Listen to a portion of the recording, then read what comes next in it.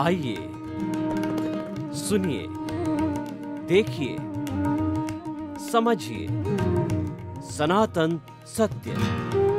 जैसी दृष्टि वैसी सृष्टि, दृष्टि विज्ञान। कुदरत, कुदरती रचना एवं कुदरत के कानून से शाश्वत सुख की प्राप्ति। जोधपुर के परम पूज्य महात्मा उपासक प्रोफेसर डॉक्टर सोहन राज तातेड़ के निर्देशन में सनातन सत्य। जैसी दृष्टि वैसी सृष्टि, दृष्टि विज्ञान।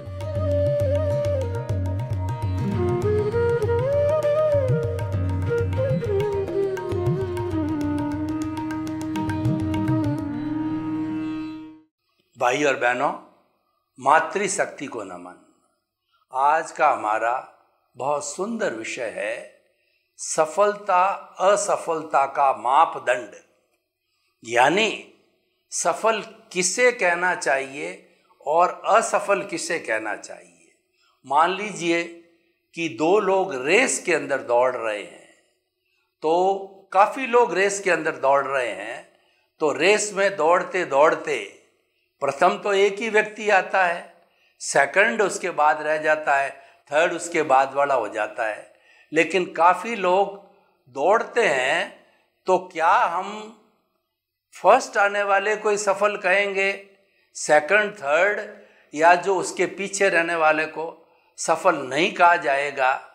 इसका क्या मापदंड है? यही आज का हमारा विषय है।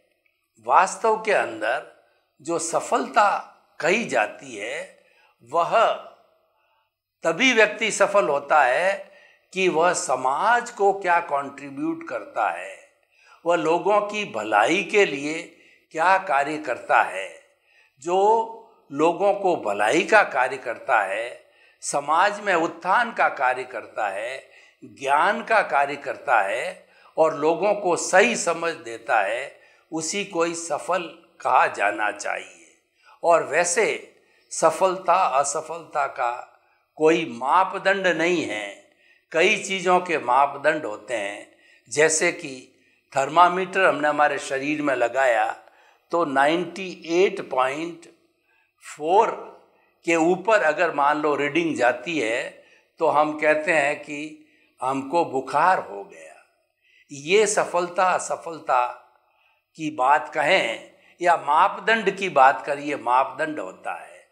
लेकिन सफलता असफलता के लिए हमें मापदंड का चयन करना पड़ेगा। देखिए, अब हम जो आपको बताते हैं कि असफल व्यक्ति कौन होता है, जो कि बुराइयों की ओर प्रविष्ट होता है।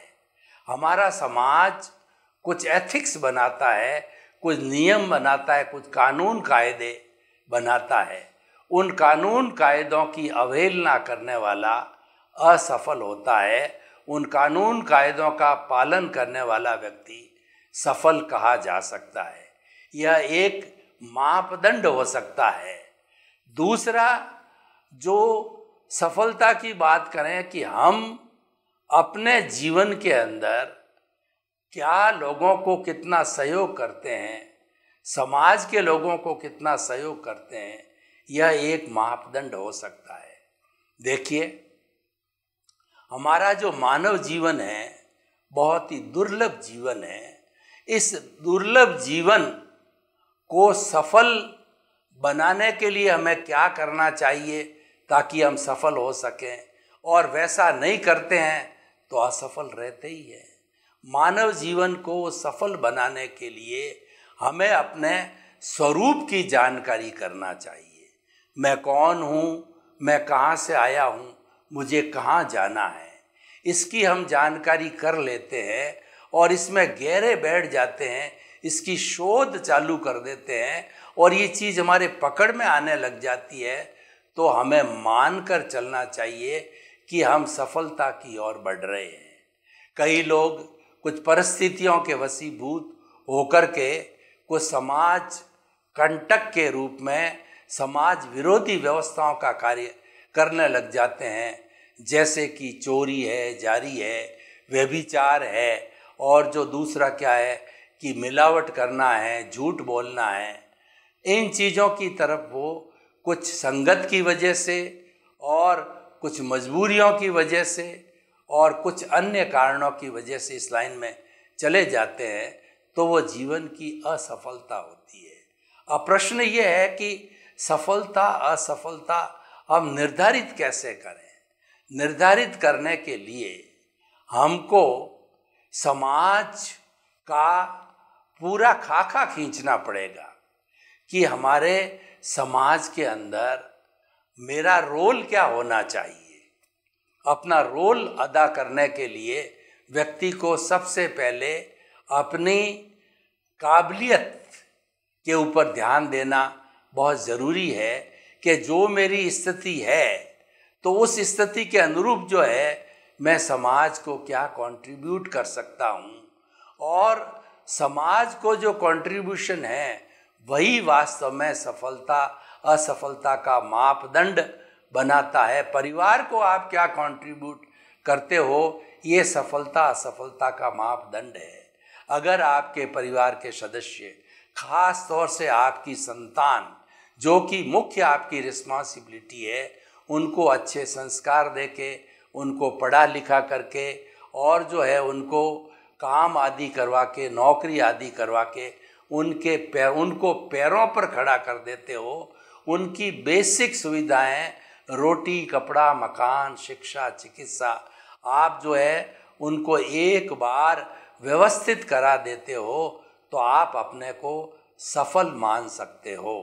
और अगर हम ये समय पर नहीं कर पाते हैं, बहुत से कारण होते हैं, जो संतान होती उनका भाग्य भी काम करता है, दूसरा हमारा भाग्य भी काम करता है, हमारा पुरुषार्थ भी काम करता है, और हम जो है समय पर सारी व्यवस्था नहीं कर पाते हैं, तो ये असफलता का सूचक हो जाता है। देखिए, हम कोई भी ऑर्गेनाइजेशन के अंदर कोई भी प्रोग्राम रखते हैं या ऑर्गेनाइजेशन को चलाते हैं, तो ऑर्गेनाइजेशन के सबसे पहले उद्देश्यों की स्टडी करना चाहिए कि हमारी संस्था किस काम के लिए बनी हुई है। हमारी संस्था अगर शिक्षा के काम के लिए बनी है, स्कूल है, कॉलेज है, यूनिवर्सिटी है, तो हम लोगों को या बच्चों को क्वालिटी एजुकेशन दे सकें, अच्छे संस्कार दे सकें और उनको रोजोन्मुखी जो हम जो है वो शिक्षा दे सकें, हम अपने आप को सफल कह सकते हैं। इसके लिए हमें पूरी प्लानिंग करनी होती है और हमारा टाइम का डिवोशन इस तरफ होना चाहिए। और व्यक्ति को जो है अगर सफल होना है जीवन के अंदर, तो कुछ बातों का परहेज उसको रखना जरूरी है। वो मुख्य बातें मैं बता देना चाहता हूँ। सबसे पहली बात तो ये है कि व्यक्ति जो है क्रोध या गुस्से से दूर रहे। ये क्रोध या गुस्सा है व्यक्ति की प्राण शक्ति को खा जाता है, व्यक्ति के मूड को खराब कर देता है, व्यक्ति की एफिशिएंसी को डाउन कर देता है। जितना व्यक्ति करना चाहता है या उसने दिमाग के अंदर अपना उद्देश्य या एम बना रखा है, उसके अंदर सबसे बड़ा बाधा पहुंचाने वाला ये क्रोध है। और दूसरा तत्व है अहंकार। हम अहंकार के वशीभूत होकर के लोगों को इन्फीरियर समझते हैं, लोगों के साथ में अच्छा सलूक नहीं करते, इसीलिए लोग हमारे दुश्मन होते जाते हैं, हमसे कटते जाते हैं। तो हमें अगर सफल होना है जीवन में, तो कभी भी अहंकार को स्थान नहीं देना चाहिए। रावण को देखिए, कंस को देखिए, दुर्योधन को देखिए, ये सभी सटीक उदाहरण है हमारे सामने कि वो अहंकार के वशीभूत, उनका जीवन खराब हुआ और वो दुनिया के अंदर एक ऐसा बदनामी का काम छोड़ गए कि जब कभी भी बुराई की बात आती है तब ऐसे लोगों का नाम लिया जाता है, जबकि जो अच्छा कार्य करके गए हैं, जैसे भगवान कृष्ण हैं, भगवान महावीर है, महात्मा गांधी है, पांडव है, तो इन लोगों ने जो है धर्म के प्रति कार्य किया, धर्म को केंद्र में रख करके कार्य किया, इस कारण वो लोग सफल रहे। क्रोध, मान, माया, लोभ, ये चारों जो है हमारे बहुत बड़े शत्रु हैं, और ये बाहर के नहीं भीतरी के शत्रु है। भीतर का शत्रु हमें बहुत बड़ा नुकसान करता है। तो जो व्यक्ति जीवन में सफल होना चाहता है, इन भीतरी दुश्मनों को अलग रखना चाहिए, इन भीतरी दुश्मनों के ऊपर कंट्रोल करके रखना चाहिए, इनका उपशमन करना चाहिए, इनको नियंत्रण के अंदर रखना चाहिए। जीवन में सफल होने के लिए हमें आत्मतुल्ला के सिद्धांत पर चलना चाहिए कि इस दुनिया के अंदर जितने भी जीवित प्राणी हैं, उन सब में वही आत्मा है, वही प्रभु है, वही भगवान है, वही कॉन्शियसनेस है, वही चेतना है जो मेरे में है।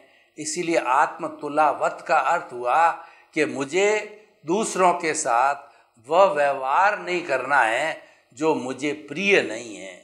जब आत्मतुला के सिद्धांत को हम मद्देनजर रखते हुए लोगों से व्यवहार करेंगे तो सभी हमारे मित्र होंगे, कोई भी हमारा शत्रु नहीं होगा, क्योंकि हम खामे में सब जीवे सब्बे जीवा खमंतु में मिट्टी में सब भुएसु वेरंग मज्ज न केड़ई। हम जो है इस भावना से ओतप्रोत होकर के लोगों के साथ व्यवहार करेंगे कि मैं इस विश्व के समस्त जीवों को क्षमा याचना करता हूँ, वे मुझे क्षमा याचना करे, मेरा कोई शत्रु नहीं है, सभी मेरे मित्र है। तो इस दृष्टि से जो है हम अपने, अगर हम ऐसा व्यवहार करते हैं तो हम अपने आप को सफल मान सकते हैं। सफलता के बहुत से मापदंड मैं आपके सामने और रख रहा हूँ। मान लीजिए कोई भी व्यक्ति व्यापारी है और वह व्यापार में honesty is the best policy रखता है, तो वह अपने आप को सफल कह सकते हैं। ऐसे व्यक्ति के पास में जो कस्टमर्स आते हैं वो इस विश्वास के साथ आते हैं कि यहाँ पर जो है सही क्वालिटी, सही दाम, सही व्यवहार और सही चीज़ मिलेगी, तो ऐसा व्यक्ति अपने को सफल मान सकता है। जो व्यक्ति जिस किसी भी कार्य में है, किसी भी वर्किंग फील्ड में है, चाहे डॉक्टर है, इंजीनियर है, चार्टर्ड अकाउंटेंट है, चाहे सन्यासी है, लेखक है, राजनेता है, गृहिणी है या स्पोर्ट्समैन है, कोई भी किसी भी क्षेत्र का प्राणी हो, तो उसे अपने जीवन के अंदर मापदंड तय करना चाहिए, लक्ष्य बनाना चाहिए कि मैं जीवन में सफल हूँ। केवल कंपटीशन करके फर्स्ट सेकंड आना यही सफलता नहीं है। और व्यक्ति को तो जो कॉम्पिटिटिव एग्ज़ाम से उनकी बात छोड़ दीजिए, उसके अलावा जीवन में कभी भी कंपटीशन जो है ये होड़ नहीं होनी चाहिए। ये होड़ है कई बार हमको राग द्वेष में ढकेल देती है, निराशा में ढकेल देती है, क्योंकि प्रतिस्पर्धा में क्या होता है, दोनों विजेता नहीं हो सकते। विजेता तो एक ही होगा। तो एक तो विजेता जो है वो अहंकार के वशीभूत होकर के फूल जाएगा, और दूसरा जो अपराजित हो गया है वो निराश हो जाएगा। तो ये राग द्वेष पैदा करती है। तो हमें तो जो है अपने जीवन के अंदर सफलता का आधार है वह लंबे पैरामीटर्स के आधार पर जो है चयन करना चाहिए। एक विद्यार्थी है और एक विद्यार्थी ने मान लिया कि वो नीट का एग्ज़ाम है या जेईई मेंस का है, एडवांस का है, कोई भी है, उसको क्लियर नहीं कर सका, तो इसका मतलब वो असफल नहीं है।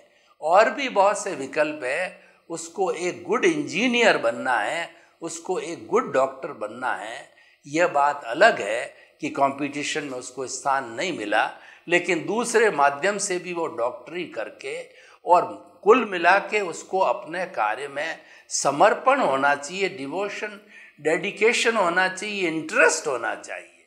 जिसको जिस कार्य में इंटरेस्ट है वह अपने आप को सफलता की तरह मान सकता है, क्योंकि बिना इंटरेस्ट के हमारे जीवन के अंदर कोई भी कार्य नहीं हो सकता है। और आप अगर कार्य कर भी लोगे तो वो कार्य जो है वह हमारा संपूर्ण नहीं हो सकता है। मैं आपको उदाहरण के तौर पे बताता हूँ। द्रौपदी का संयमवर हुआ। द्रौपदी के पिता ने, द्रुपद ने जो है वह अग्नि से उत्पन्न हुई द्रौपदी कन्या के विवाह के लिए एक संयमवर की शर्त रखी और उसमें यह कहा गया कि जो राजकुमार, जो ऊपर घूम रही मछली जिसकी परछाई नीचे कुंड में पड़ रही है, तो उस परछाई को देख करके और कोई भी जो है वह बाण से जो है उस घूमती हुई मछली की आंख को छेद देगा, उसके साथ ही द्रौपदी का विवाह किया जाएगा। बहुत से राजकुमार आए, उनको पूछा गया कि आपको क्या दिखाई दे रहा है। किसी ने कहा मुझे कुंड दिखाई दे रहा है, किसी ने कहा मुझे घूमती मछली दिखाई दे रही है, किसी ने कुछ जवाब दिया। अर्जुन से पूछा गया तो अर्जुन ने तो यही कहा कि मुझे जिस आँख को बींदना है उसकी परछाई कुंड के पानी में दिखाई दे रही, बस मात्र यही। तो जो व्यक्ति केवल लक्ष्य के इर्द गिर्द रहे, केवल उसको लक्ष्य दिखाई दे, तो वह अपने आप को जीवन में सफल मान सकता है, क्योंकि वो लक्ष्य के प्रति समर्पित है, डेडिकेटेड है, डिवोटेड है। जब तक व्यक्ति का डेडिकेशन, डिवोशन नहीं होता है, तब तक वह व्यक्ति उस काम को अंजाम तक नहीं पहुंचा सकता है। यानी कि वह जब समझ आती है तो ये सार निकाल देते हैं कि आखिर मेरे मनुष्य जीवन का भीतरी सार क्या है, आध्यात्मिक सार का क्या है। तो वो आध्यात्मिक सार निकालता है, क्योंकि अति विशिष्ट जीवन है, अति दुर्लभ जीवन है, तो इसका टाइम मैनेजमेंट किया जाना चाहिए, इसका सदुपयोग किया जाना चाहिए। ऐसा कोई कार्य न किया जाना चाहिए कि नए कर्मों का बंधन हो या मैं और भारी हो जाऊं। जन्म जन्मांतर से तो हम भारी चल ही रहे हैं। हमने असंख्य अनंत समय से कॉजल बॉडी को बढ़ाते आ रहे हैं और वह कॉजल बॉडी जो है हमेशा आत्मा के साथ में जाती है। उसकी मेन प्रॉपर्टी उसकी कॉजल बॉडी होती है और वही उसको इस 84 लाख जून के अंदर घुमाती है। तो सच्ची सफलता तो ये गिननी चाहिए कि एक ही जन्म में तो हम उस कॉजल बॉडी को ज़ीरो नहीं कर सकते हैं, लेकिन कॉजल बॉडी न्यूनतम हो जावे, उसकी हम नींव लगा सकते हैं, उसका हम वैसी प्लानिंग करके जीवन बना सकते हैं। तो मैं आपको ये बताना चाहता हूँ कि कॉजल बॉडी को व्यक्ति भीतरी जगत में कैसे कम कर सकता है। कॉजल बॉडी का मतलब राग, द्वेष, कषाय, क्रोध, मान, माया, लोभ और मोह का संसार, मोह का वटवृक्ष। और एक शब्द कहूँ जिसमें सभी धर्म दर्शन एग्री हो जाते हैं, तो वह है हमारा अज्ञान। यानी हम अज्ञान को कितना कम करते हैं, इसमें हमारी सफलता नीत है।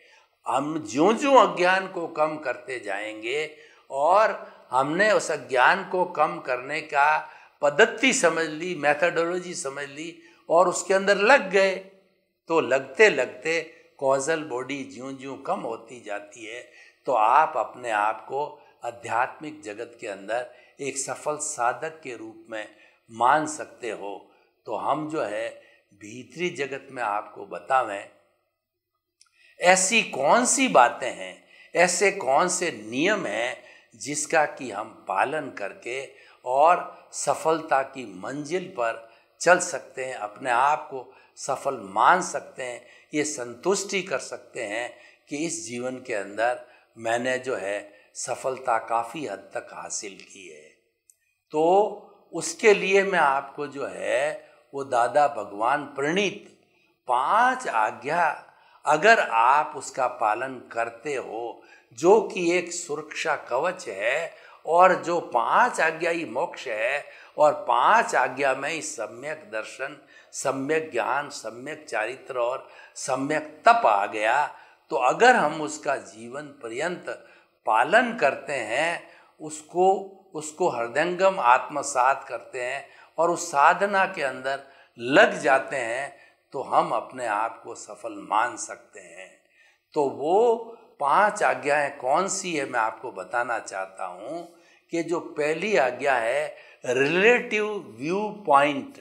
आप जब किसी भी जो है जीवित प्राणी को देखो, चाहे कोई हो, पेड़ हो, पौधा हो, गाय हो, भैंस हो, बैल हो, ऊंट हो, व्यक्ति हो, स्त्री हो, पुरुष हो, तो आप जो रिलेटिव व्यू पॉइंट से उसको देखो कि ये नामधारी, देहधारी, पैकिंग रूप के अंदर है। मान लीजिए कि जो है आपका पुत्र है, तो आप उसको जो है नामधारी, देहधारी, पैकिंग रूप के अंदर, पुत्र के रूप के अंदर मानिए। ये रिलेटिव व्यू पॉइंट है। और दूसरा रियल व्यू पॉइंट ये है कि वह रिलेटिव व्यू पॉइंट से तो आपका पुत्र है, लेकिन रियल व्यू पॉइंट से हम उन सभी प्राणियों के भीतर विराजमान शुद्ध आत्मा भगवान को निर्दोष दृष्टि से दर्शन कर उनको नमन करते हैं। यानी हर जीवित प्राणी के अंदर एक ही परमात्मा आत्मा के दर्शन करना, क्योंकि सब में आत्मा परमात्मा एक सा ही है। आत्मा से परमात्मा बनना जो अकेले की अर्हता हर प्राणी के अंदर है। अभी परमात्मा बना नहीं है, लेकिन उसके भीतर मूल स्वरूप के अंदर जो विराजमान है आत्मा, उसमें वो परमात्मा स्वरूप ही है। वह मुक्ति में जाने वाला ही है, लेकिन वह बंधा हुआ है, अज्ञान के वशीभूत है। तो ये हो गया रियल व्यू पॉइंट। ये रिलेटिव और रियल पॉइंट, व्यू पॉइंट को हम अच्छी तरह से समझ लेते हैं, एप्लीकेबल कर देते हैं, तो ये सम्यक दर्शन होता है। अब सम्यक ज्ञान क्या है कि सृष्टि का रचयिता कौन है, इस सृष्टि को चलाने वाला कौन है।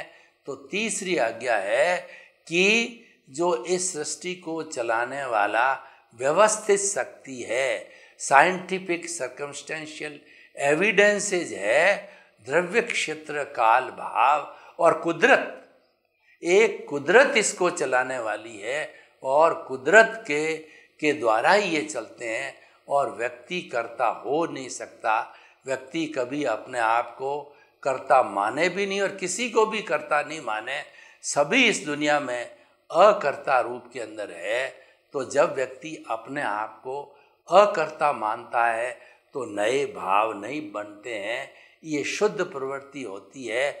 और कर्ता मानते ही, कर्ता का मतलब मैं और मेरा, मैंने किया, ये मकान मैंने बनाया, परिवार को मैंने पढ़ाया, परिवार को मैंने लिखाया और परिवार को आगे बढ़ाया, बच्चों को पैरों पर खड़ा किया।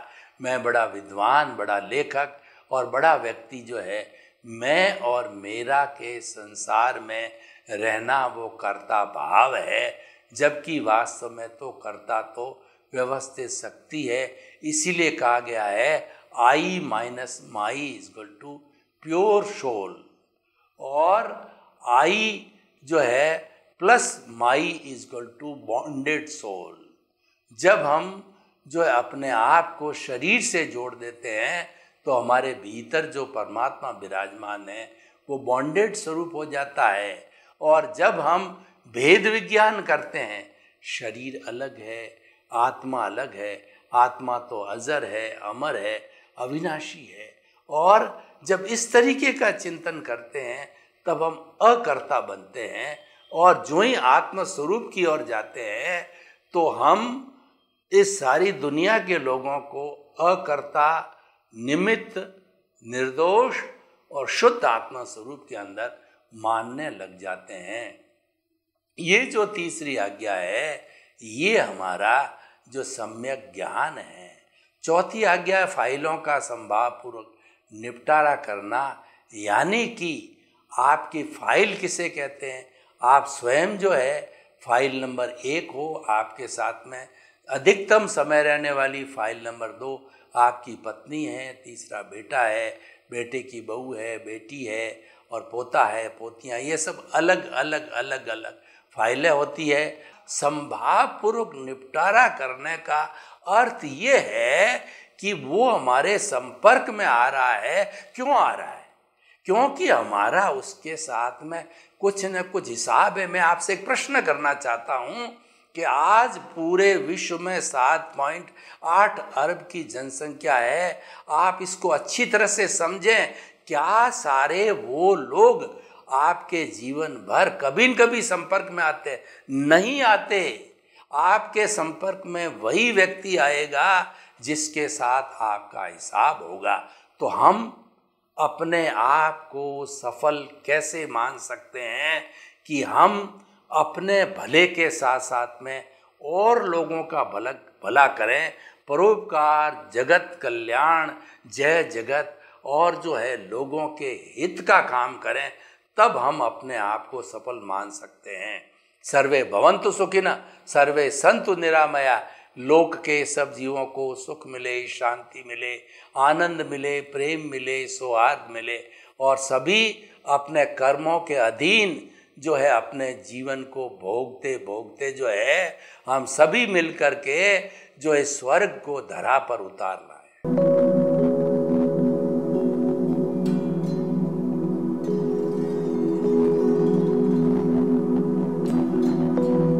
एक ऐसा अंतर्राष्ट्रीय ख्याति प्राप्त मानव जो गुरु प्रेरणा से पिछले 20 वर्षों से वानप्रस्थ जीवन जीते हुए 24 घंटे मानवता की सेवा में संलग्न है। एक ऐसा मानव जो अभी राष्ट्रीय, अंतर्राष्ट्रीय टीवी चैनलों पर 7,500 एपिसोड के माध्यम से सनातन सत्य, आत्मविज्ञान एवं पुनरुत्थान, व्यवहार एवं निश्चय जगत के जीवनोपयोगी विषयों पर हृदय स्पर्शी प्रवचन कर चुका है। उस मानव का नाम है महात्मा उपासक प्रोफेसर डॉक्टर सोहन राज तातेड़। प्रोफेसर तातेड़ द्वारा योग, दर्शन, शिक्षा विषयों पर रचित पीएचडी स्तर के 250 शोध ग्रंथ भारत के 100 प्रतिष्ठित विश्वविद्यालयों में शोधार्थी पढ़ रहे हैं तथा वे सभी शोध ग्रंथ वहां की सेंट्रल लाइब्रेरियों में उपलब्ध हैं। महात्मा सोहन राज ने अभी तक हजारों स्कूलों, कॉलेजों, विश्वविद्यालयों एवं संस्थाओं में सेमिनार, वर्कशॉप, कैंप लगाकर लाखों विद्यार्थियों को योग, दर्शन, शिक्षा का प्रशिक्षण देकर उन्हें सुसंस्कारित किया। डॉक्टर तातेड़ ने भारतीय संस्कृति उत्थान के 4000 से अधिक समसामयिक विषयों पर आर्टिकल लिखकर ऑनलाइन जर्नल, पत्रिकाओं, वेबसाइट्स पर प्रकाशित किया, जिसका उपयोग लाखों पाठक कर रहे हैं। उपासक तातेड़ के 5000 से अधिक आज का सुविचार, आज का शुभ संदेश, आज का मंगल भावना योग आदि चिंतन websites, Twitter, blogger, Facebook, YouTube माध्यमों से लाखों लोग अपना जीवन निर्माण कर रहे हैं।